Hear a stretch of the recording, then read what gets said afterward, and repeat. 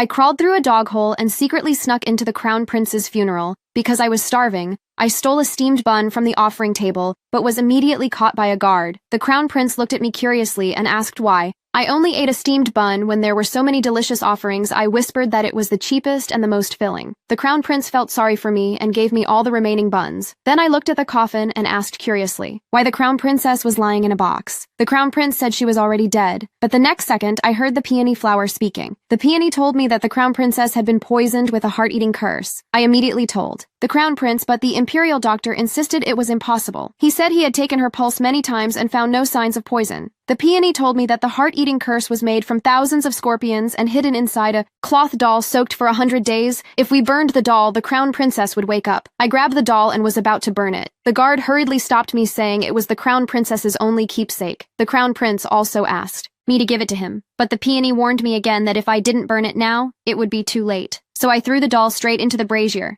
Immediately, a poisonous scorpion flew out and disappeared into the air. Moments later, the crown princess opened her eyes. The crown prince was shocked and overjoyed and quickly helped her up. The imperial doctor said she had fully recovered, but the crown prince thought I had just saved her by accident. The crown princess smiled at me and said, if her daughter were still alive, she would be about my age. Seeing that I had no one to rely on, they decided to adopt me. I pouted and said I was just a beggar. The crown prince patted my head and said I wasn't a beggar. I was their little lucky star. So I followed them back to the prince's residence. The crown prince introduced me to the brothers in the portraits. The eldest was a general who spent his life leading troops in battle. The second brother was once a talented scholar and warrior. But 5 years ago, he broke his leg, and his personality completely changed. He locked himself in his room all day. At that moment, the second brother happened to pass by. When he saw his parents adopt me, he became furious and swore he would never acknowledge me as his sister. Then he asked his maid to take him to the cold chamber. Inside that chamber grew an ice spirit flower. It was said its fruit could heal his leg, but today was the last day of its blooming season. He prayed for a long time, but the flower did not bloom, and even its last petal withered. His heart died along with it. He ordered the maid to shut the door, thinking that living like this was worse than death, and prepared to end his life. Just then,